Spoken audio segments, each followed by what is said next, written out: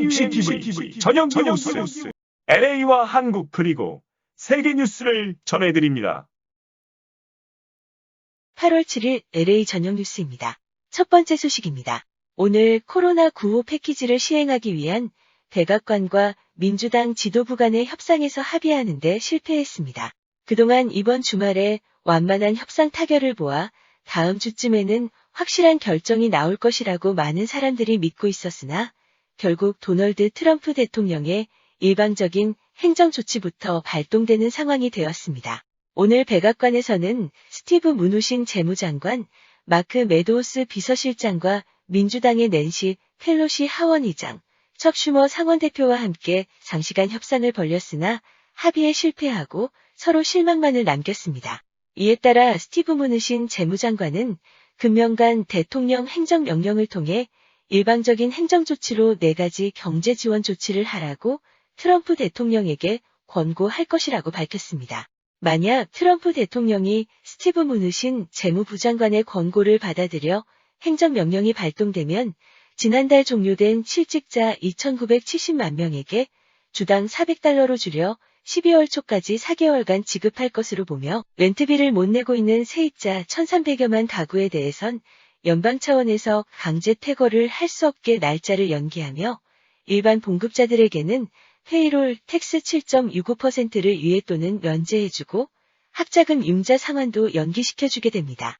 그러나 모든 사람들의 관심이었던 미국민 1인당 $1,200씩의 직접 지원과 중소업체들에 대한 PPP 프로그램은 연기되는 것으로 알려졌습니다. 다음 소식입니다. 미국 대선이 90일도 채 남지 않은 가운데 도널드 트럼프 대통령이 중국을 더욱 거세게 몰아붙이고 있습니다. 미국 상원은 연방정부 공무원이 정부에서 지급하는 휴대전화 등 관용 전자기기에 틱톡을 내려받지 못하게 하는 법안을 만장일치로 통과시켰습니다. 트럼프 대통령은 6일 저녁 중국산 앱을 미국 시장에서 쫓아내기 위한 행정명령 2건을 전격 발동했습니다. 국가안보를 이유로 미국 내 서비스 차단을 압박해온 동영상 공유 앱 틱톡과 관련해 45일 이후 모회사인 바이트댄스와 모든 미국 기업 간 거래를 금지한다고 발표했습니다. 도널드 트럼프 대통령이 소셜미디어 틱톡과 위챗의 모기업과의 거래를 금지하는 내용의 행정명령에 서명하면서 중국 기술주의 기업 가치가 한때 $1,000억 증발했다고 오늘 파이낸셜 타임스가 보도했습니다. 행정명령 대상이 아닌 중국 테크 기업도 타격을 받았습니다. 중국 인터넷 그룹인 알리바바와 JD.com도 각각 한때 6.7%와 5% 하락했습니다. 중국산 메신저 서비스 앱 위챗의 모회사인 텐센트 역시 미국과의 거래가 45일 뒤엔 막히게 됐습니다. 이는 미국 내에서는 애플 앱스토어나 구글 플레이스토어에서 틱톡과 위챗이 축출된다는 의미입니다. 트럼프 대통령은 이날 행정명령을 통해 이들의 데이터 수집은 중국 공산당이 미국인들 개인정보에 접근하도록 허용하는 셈이라며 잠재적으로는 연방공무원 위치 추적, 기업을 상대로 한 스파이 행위 등을 낳을 수 있다고 주장했습니다. 특히 트럼프 대통령은 중국의 정보 빼가기를 비난하는 과정에서 한국도 피해 국가로 언급했습니다.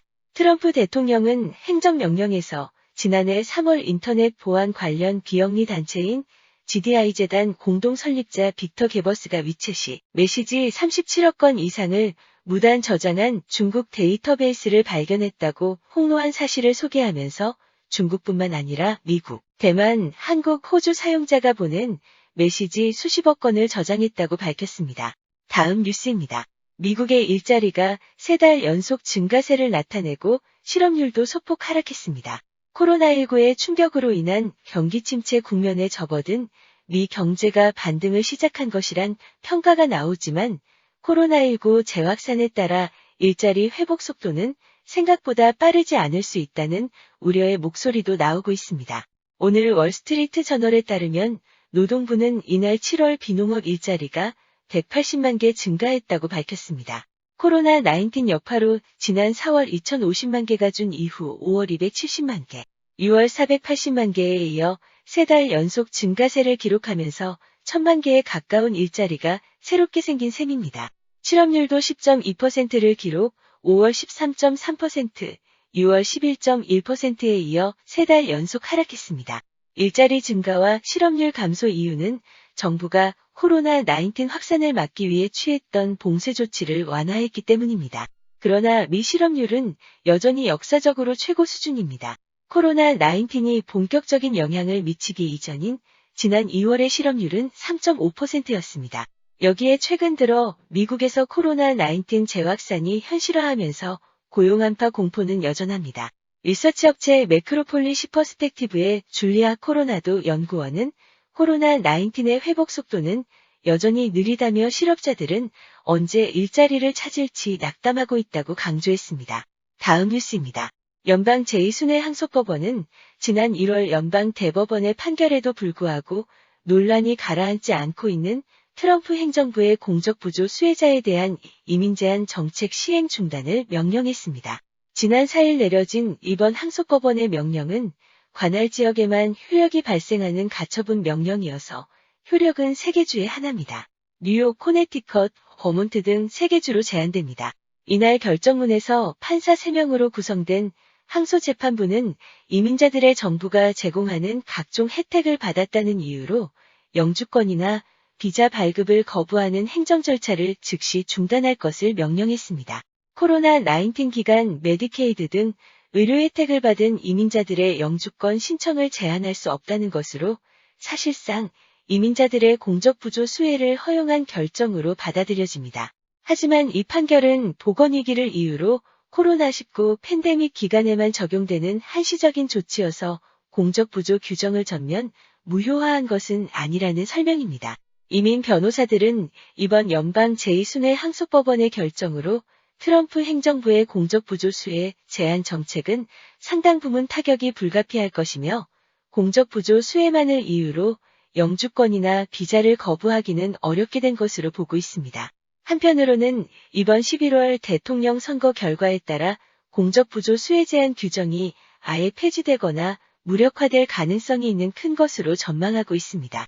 다음은 한국 뉴스입니다. 태양광발전기 설치 업체인 녹색드림 협동조합의 허인회 전 이사장이 변호사법 위반 혐의로 7일 자정경 구속 수감됐습니다.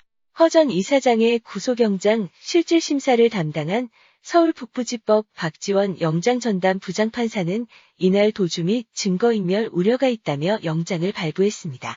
이에 앞서 서울북부지검 형사5부는 4일 변호사법 위반 혐의로 허 전 이사장에 대해 구속영장을 청구했습니다. 허 전 이사장은 국회의원 등 정치권 인맥을 활용해 도청 탐지장비 제조업체인 지사가 정부 부처와 지방자치단체 등의 제품을 납품하도록 돕고 수억 원의 수수료를 받아 챙긴 혐의를 받고 있습니다. 여러분, 이번 사건에 구속된 허인회 이사장이 누구인지 아십니까?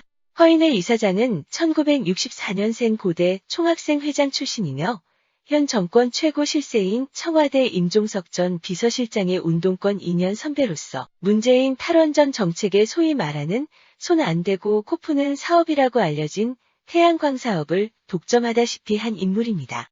1985년 고려대 총학생회장 겸 민족통일민주쟁취 민중해방투쟁위원회를 맡아 미 문화원을 기습 점거해 농성을 벌이다가 국가보안법 위반으로 구속된 바 있습니다. 더불어민주당의 전신인 열린우리당 청년위원장 출신으로 지난 16대 17대 총선에 새천연민주당과 열린우리당 소속으로 출마했으나 낙선한 친여 인물입니다. 홍준표 전 자유한국당 대표와 2차례 동대문을 선거에서 격돌했으나 2번 다 패배했던 인물입니다. 이후로 운동권 출신들의 정치활동이 활발하여 정치권의 세력이 커져가자 허 전 이사장은 2015년부터 정부 부처와 지자체 등이 지사에 도청 탐지 장비를 납품받도록 국회의원 등에게 청탁을 한 것으로 알려졌습니다. 허 전 이사장이 친분이 있는 국회의원 등에게 도청 탐지 장비에 관한 질의서 등을 전달해 국회 상임위원회에서 정부 부처와 지자체를 상대로 도청 탐지 장비 매입 여부를 질의하도록 했다는 것입니다. 이후 관련 도청 탐지 장비는 정부 예산으로 매입된 것으로 알려졌습니다. 다음 뉴스입니다.